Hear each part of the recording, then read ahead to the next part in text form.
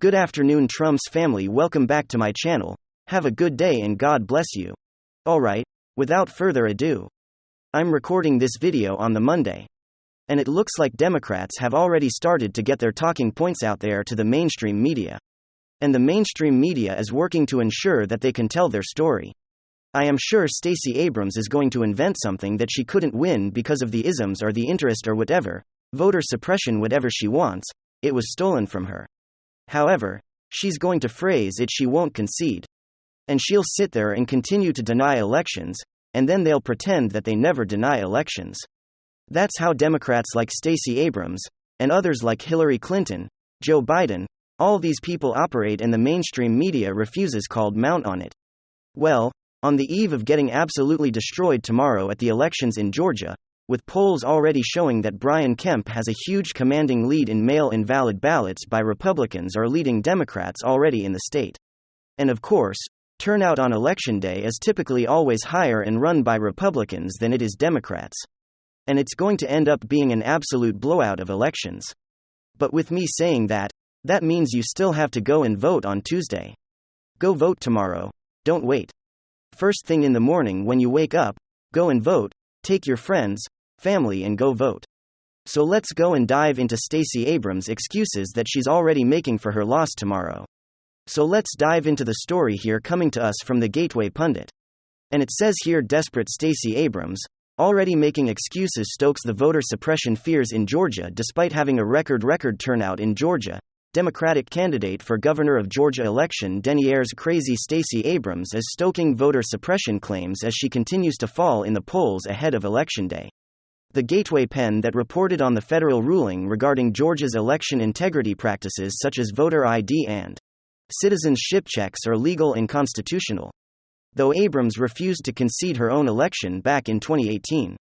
The Soros-backed candidate has spearheaded efforts as voting rights activist founding Fair Fight of Voter Protection, an education organization that promotes anything go lawless elections, an appearance with MSNBC, Ali Velshi Saturday.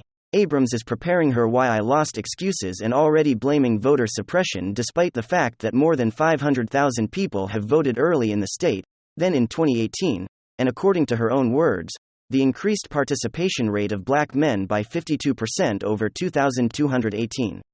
That doesn't sound like suppression in one brush. He says it has been outsized turnout and in the state of Georgia among black voters, and yet claims that Kemp and Ravitz-Berger has put barriers in place, which is it, of course. She won't be able to answer that. Because she's too busy trying to deny the election results, right, trying to throw some type of cloud over it. And I'm sure the mainstream media will sit there and they will wholeheartedly embrace it, and they will sit there and they will tell their viewers as though it's fact even though it is not. It's just more misinformation from Stacey Abrams. The Democrats absolutely love participating and disseminating misinformation, disinformation. They are the kings of it, and they're going to continue to do so. So as I said at the very beginning of the video, make sure you go out and vote tomorrow, make your voice heard. It is your right, your duty as a citizen of this great nation. And it looks like the week has started off fantastic already, where Elon Musk has broken. Have you broken the likes of Whoopi Goldberg, who has now pledged to leave Twitter? Whoa, yeah, let's get rid of her.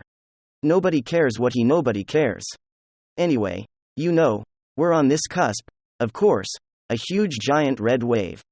But that isn't going to be possible without you making sure you go to the polls today and vote in today's midterms. Make sure you vote Republican all the way down on that ballot to ensure that these lunatic Democrats cannot continue to remain in power. But let's go and dive into what we have here. Is Whoopi Goldberg announcing on The View that she's leaving Twitter? I don't think anybody really cares.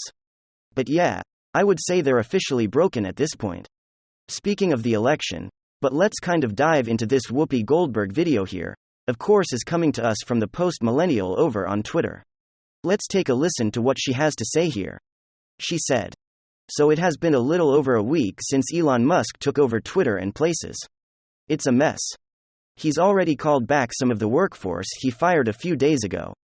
He's putting his $8 charge for blue check verification our whole first, it was gonna be $20, now it's gonna be $8. He also suspended Kathy Griffin for impersonating him on a parody account, which has started a free Cappy hashtag to trend. I mean, I'm getting off. I'm getting off today because I just feel like it's so messy, and I'm tired of now having had certain kinds of attitudes blocked and now they're back on and I'm gonna get out, and if it settles down and I feel more comfortable maybe I'll come back, but as of tonight I'm done with. Okay folks, like to just stop there for a moment. It was not a parody account. She did not make reference it to being a parody account whatsoever. So therefore, it was a TOS violation, which has been stated in the terms of service from the very inception of Twitter. And she changed her profile picture to look exactly like his profile.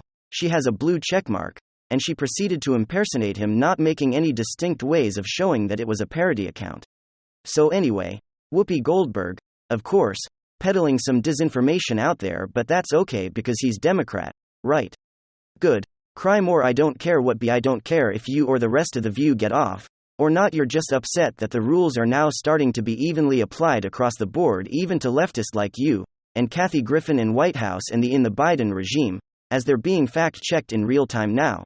They don't like it. They don't like the rules actually applying to them. So that's why a lot of them are claiming to leave, but they won't be able to stand leaving. They'll be back before you know it, because they don't want to be anywhere else. They want to be on Twitter. But right now they see the writing on the wall. They see that the rules are being starting to be easily applied now to even them who used to be untouchable. And this is some big news. We're getting awfully close to election day here, and the conversation has shifted.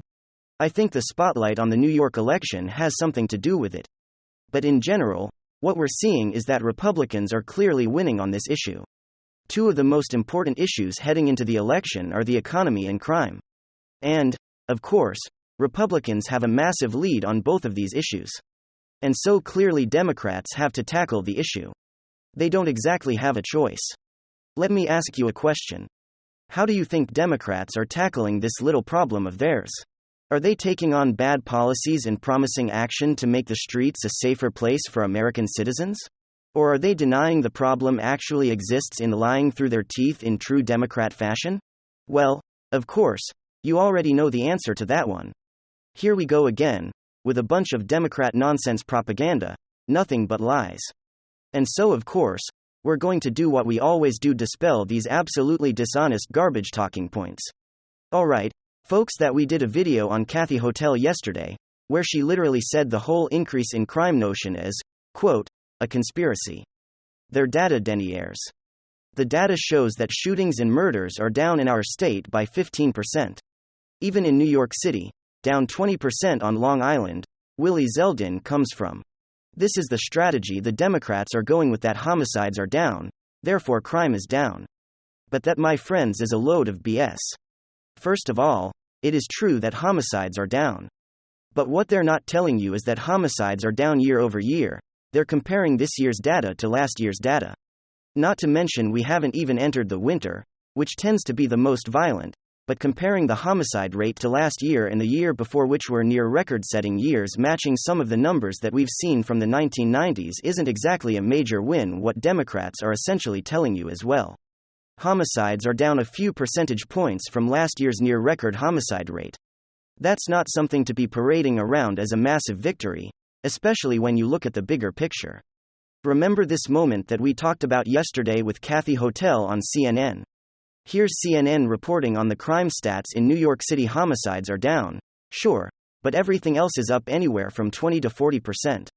USA Today reports on this phenomenon. Homicides are down, but violent crime increased in major U.S. cities. Mid-year survey finds with less than 2 months before the midterms, crime as an election issue may be gaining even more relevance.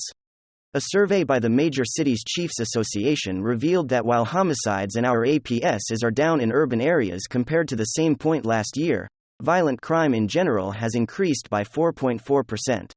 And the rate of violent offenses remains much higher than before the pandemic, meaning there's an increase in violent crime of 4.4% year over year from 2021. In other words, post-pandemic violent crime continues to rise on a year-by-year basis, and especially in Democrat cities. A 4.4% violent crime increase represents the totality of the issue. While looking at the numbers that we saw just from New York City, that 4.4% increase is peanuts compared to what's happening under Democrat leadership in certain areas. The survey of 70 responding law enforcement agencies compared crime statistics from the first half of 2021, the same period of 2020 to a time when the COVID-19 crisis has waned, lessening the factors that contributed to violent crime rising nationally in 2020. For the first time in 4 years, there were notable increases in robberies 13%, aggravated assaults 2.6%. And so what Democrats are doing here is comparing homicide rates to last year, where there's a slight tick down in places like Chicago and New York, and they're claiming the crime is actually down? Well, it's not, because every single other instance of crime is pretty much up. And what they don't want to tell you is that a lot of this crime is coming from people that they're releasing back on the streets, especially in places like New York. It's another slap in the face to voters, as voters are paying attention, watching the news nightly, seeing all these horrific events in their cities. And then what are Democrats telling them? Well, that's not true. It's just a conspiracy and crime isn't going up. Its people are out of their minds. But it seems to be the Democrats' strategy on nearly every single issue. We're not really in a recession. No, of course not. There's no real inflation crisis. Oh, inflation is much worse across the Western world than it is here. The border is secure. There's no crisis on the southern border. No, of course not.